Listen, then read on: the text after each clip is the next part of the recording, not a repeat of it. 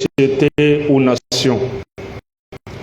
Nous attestons qu'il n'y a véritablement pas de divinité en dehors d'Allah, l'unique et sans associé.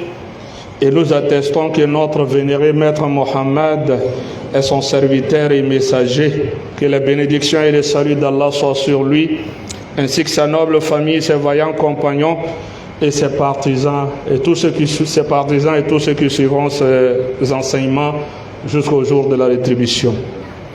Très chers fidèles musulmans, l'un des bienfaits d'Allah, le Tout-Puissant, qu'il a accordé à ses serviteurs dans cette vie, est qu'il leur a donné des familles et d'en avoir fait une source de réconfort, de miséricorde et de vêtements et d'affection. Allah subhanahu wa ta'ala nous dit à cet effet dans le noble Coran, je cite, « Et parmi ces signes, il a créé de vous, pour vous, des épouses, pour que vous viviez en tranquillité avec elles, et il a mis entre vous de l'affection et de la bonté. Il y a en cela des preuves pour les gens qui réfléchissent. » Fin de citation. Mes frères et sœurs en islam, un orientaliste a dit, il vous suffit trois moyens pour détruire la civilisation d'une nation. Premièrement, détruire la famille. Deuxième élément, détruire l'éducation. Troisième élément, abandonner les valeurs. Alors, mes chers frères et sœurs en islam, notre communication de ce vendredi, n'est-ce pas, porte sur les caractéristiques de la famille musulmane et son impact sur le bien-être et la stabilité de la société.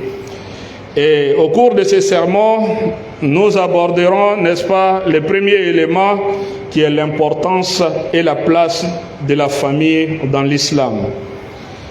Qu'Allah subhanahu wa ta'ala nous accorde à tous une bonne compréhension. Alors, chers frères et sœurs en islam, avant l'avènement de l'islam, l'humanité, la famille était dans le chaos, la désolation et la destruction. Alors Allah subhanahu wa ta'ala a voulu sauver l'humanité de ce mal. Allah subhanahu wa ta'ala nous a donné l'islam, et l'islam est venu faire de la famille la pierre angulaire de la société et l'a entouré d'un vaste dispositif législatif qui garantit son sérieux et, n'est-ce pas, son succès. Alors l'intérêt que l'islam accorde, n'est-ce pas, à la famille a atteint un tel degré que ce degré s'est étendu même avant la création, dans une tentative de sélectionner les éléments de sa construction pour atteindre l'harmonie et la concorde et minimiser les motifs, n'est-ce pas, d'échec de sa construction. Allah subhanahu wa ta'ala nous dit à cet effet dans le noble Coran, je cite, « Et de toutes choses, nous avons créé deux éléments. » De toutes choses, nous avons créé deux éléments de couple. Une manière de nous montrer que le mariage est, n'est-ce pas, dans la législation d'Allah subhanahu wa ta'ala, est un phénomène naturel. Aucun de nous ne peut, n'est-ce pas, s'en dérober. Allah subhanahu wa ta'ala dit dans la sourate 51, verset 49, attira l'attention de l'humanité. Et il dit de toutes choses qu'il a créées, deux éléments de couple. Ainsi, rappellerez-vous que l'homme, à beau faire, ne peut pas du tout être seul, ainsi que la femme. Nous avons tous besoin l'un de l'autre et cela doit se passer, n'est-ce pas, dans les meilleures conditions, les meilleurs moyens que l'islam a mis pour chaque musulman. Et Allah subhanahu wa ta'ala nous dit encore dans la sourate Yasin, sourate 36, verset 36, il dit louange à celui qui a créé tous les couples de ce que la terre fait pousser, d'eux-mêmes et de ce qu'ils ne savent pas. Même les végétaux, les animaux, les humains, Allah subhanahu wa ta'ala a créé toutes choses en couple pour nous dire que l'unicité absolue appartient à Allah subhanahu wa ta'ala seul. Et le mariage est également une loi universelle, comme je le disais tantôt, qu'aucun de nous ne peut s'en débarrasser, ne peut s'en débarrasser, chers frères et sœurs. Raison pour laquelle Allah subhanahu wa ta'ala nous interpelle dans le noble Coran, dans le premier verset de la sourate 4, sourate les femmes, où Allah subhanahu wa ta'ala nous fait savoir qu'il a créé notre Père à partir de la terre. Il dit, je cite, il dit, ô homme, craignez votre Seigneur qui vous a créé d'un seul être. Il a créé Adam à partir d'argile, et de celui-là, n'est-ce pas, a tiré sa compagne qui est notre mère Hawa, et de ces deux-là a donné vie à bon nombre de personnes, hommes comme femmes. Donc, pour nous montrer l'importance, le mariage, c'est quelque chose qui est de naturel, qui a été institué depuis avant notre création. Donc, l'islam fait du mariage le seul moyen de former une famille, et une manière qui préserve les valeurs sacrées et les lignées, satisfait les instincts naturels dans un cadre de chasteté et d'intimité, et réalise pour les deux parties du mariage ce qu'elles recherchent en termes de sécurité et de stabilité. Très chers frères et sœurs, et le Coran attire l'attention toujours sur cela dans la parole sacrée d'Allah subhanahu wa ta'ala qui dit, et parmi ces signes, et parmi les signes, si nous contemplons, Allah subhanahu wa ta'ala a plusieurs signes. Et parmi ces signes, il a créé à partir de vous-même vos épouses, afin que vous trouviez la tranquillité auprès d'elles. Il a établi l'affection et la bonté entre vous, pour nous dire que notre union, le fait que nos épouses entre nous, c'est comme Allah subhanahu wa ta'ala a créé nos épouses à partir de nous-mêmes. Cela est un signe d'Allah subhanahu wa ta'ala. Donc celui qui reste à ne pas vouloir se marier comme celui il avait, n'est-ce pas, dérobé, n'est-ce pas, de la création d'Allah subhanahu wa ta'ala. Nous savons que Allah subhanahu wa ta'ala éprouve celui qui veut, mais l'épreuve d'Allah subhanahu wa ta'ala ne reste pas, n'est-ce pas, l'épreuve d'Allah subhanahu wa ta'ala ne doit pas nous amener à abandonner le mariage, chers frères et sœurs. Donc Allah subhanahu wa ta'ala nous dit, il y a en cela des signes, des preuves pour les gens qui réfléchissent. Et l'imam Tabari nous dit dans le commentaire de ces versets, je cite, il dit, Allah a créé entre vous par le lien de mariage un lien d'affection pour lequel vous vous aimez et communiquez les uns avec les autres. Il a fait preuve de miséricorde et de compassion à votre égard, et de sorte que vous soyez bons les uns envers les autres. Une manière de nous dire que si nous sommes mariés, la famille, la société est constituée, le noyau qui constitue la société est la famille. Si la famille est bonne, notre cour sera bonne, et la commune également, et on parle de la nation et l'humanité tout entière. Donc c'est le pilier fondamental, n'est-ce pas, de toute société. Donc, chers frères et sœurs, tâchons, n'est-ce pas, d'emprunter la voie du mariage. C'est cela l'islam recommande à chacun de nous. Et le mariage, c'est entre un homme et une femme.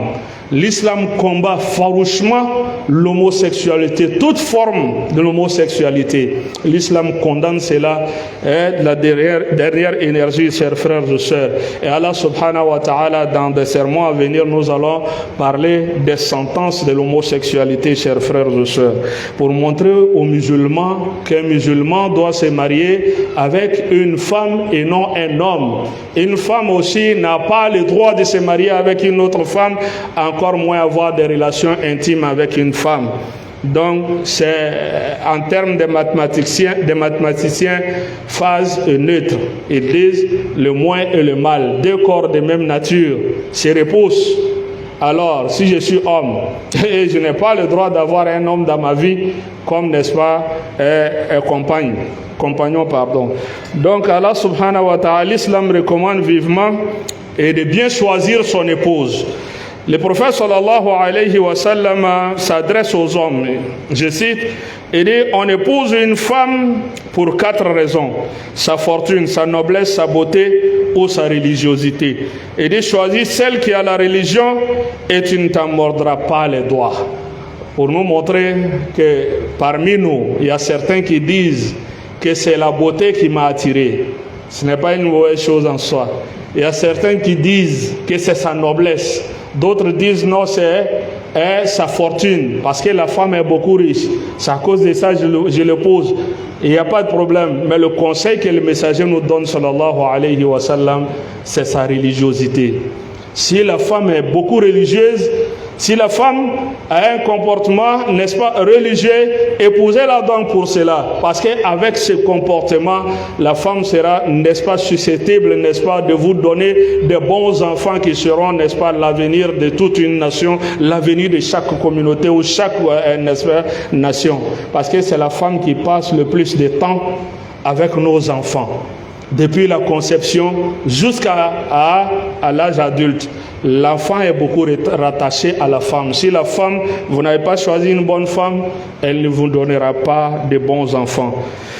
Et pour nous également, le messager sallallahu alayhi wa sallam s'adresse également aux femmes en ces termes. Il dit, lorsqu'un homme d'une religiosité et d'une moralité vous fait une demande en mariage, mariez-les. Sinon, discorde et corruption se répandront sur terre.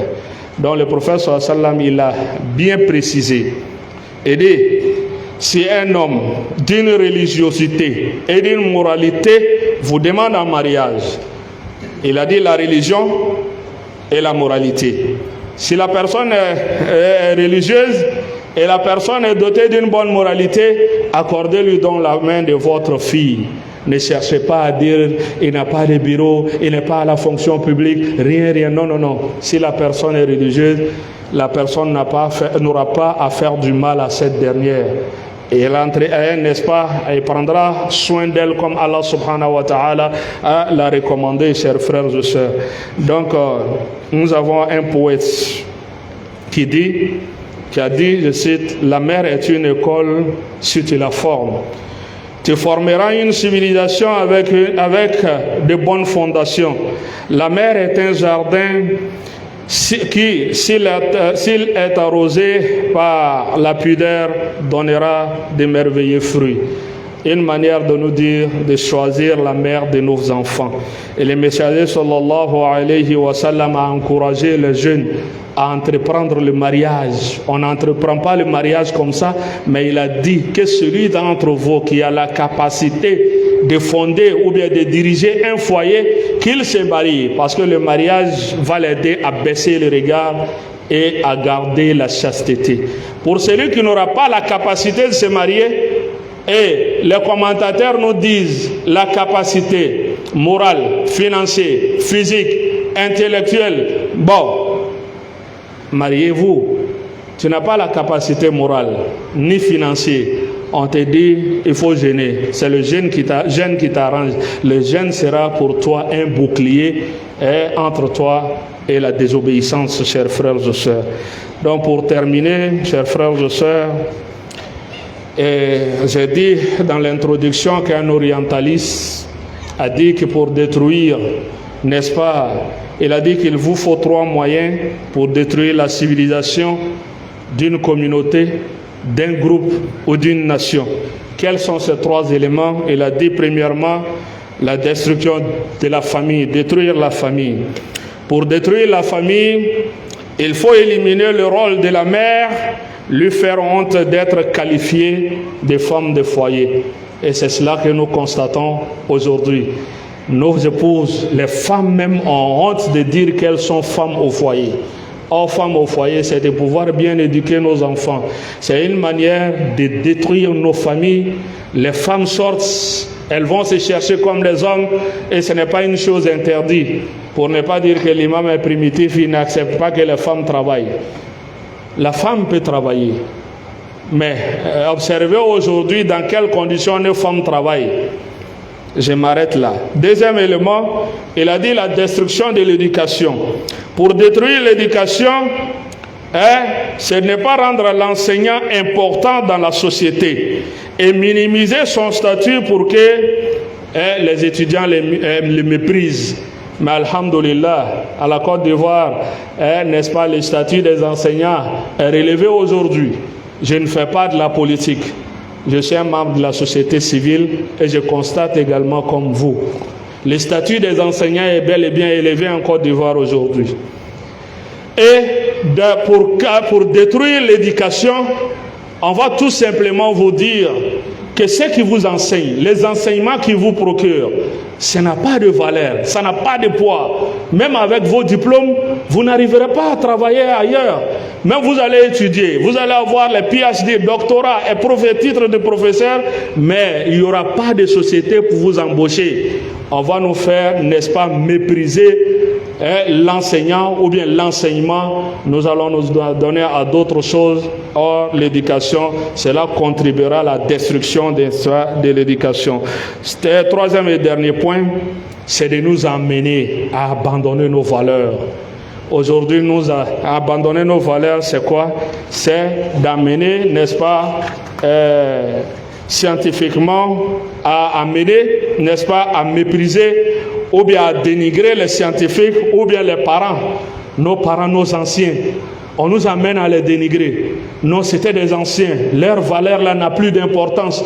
Comment se fait-il qu'un jeune peut, n'est-ce pas, imiter son vieux? Le vieux, lorsqu'il n'est-ce pas, il était à table, il faisait tout pour manger avec ses enfants. Mais aujourd'hui là, c'est la famille. Moi, ma famille, les membres de ma famille, mon frère à lui et sa famille, les membres de sa famille. On nous amène à abandonner les valeurs, les nobles valeurs de nos ancêtres. Lorsqu'il réussissent cela, il contribuera, n'est-ce pas, à la dislocation ou bien à la destruction, n'est-ce pas, de notre civilisation. Revenons donc aux valeurs que nos anciens ont prônées. Tout n'est pas, n'est-ce pas, à rejeter, chers frères et sœurs. Nous sommes aujourd'hui les premiers à rejeter les valeurs de nos anciens. Et cela, n'est-ce pas, contribue à la, n'est-ce pas, destruction de notre civilisation. Si la mère consciente disparaît, l'enseignant et le père sincère disparaissent et les valeurs tombent, qui élèvera la jeunesse sur les valeurs? Puisse Allah nous donner la bonne compréhension à la face de nous des musulmans pieux et sincères, qu'ils courront toutes nos actions par le succès et fassent de nous des habitants du paradis. Allah kanjir mu yafa, Allah haminanga mu jara, Allah labanko nyumandama, Allah sabalu dama, et Allah ankisi shetana toroma, Allah kan demba ya unya anye, Allah ka nu ma furu soro Allah furu doma, mu ere furu ko to kono Allah furu ko jigo kono, mu ere bo chenyo no fe furu la Allah miriya bo kono, mu ere bala Allah ko boala, no ere ma boala ala ko onin karaba ko to ala تبقى خرمنا صلي على رسول الله ربنا اتنا في الدنيا حسنه وفي الاخره حسنه وقنا عذاب النار صلي سبحان ربك رب العزه عما يصفون وسلام على المرسلين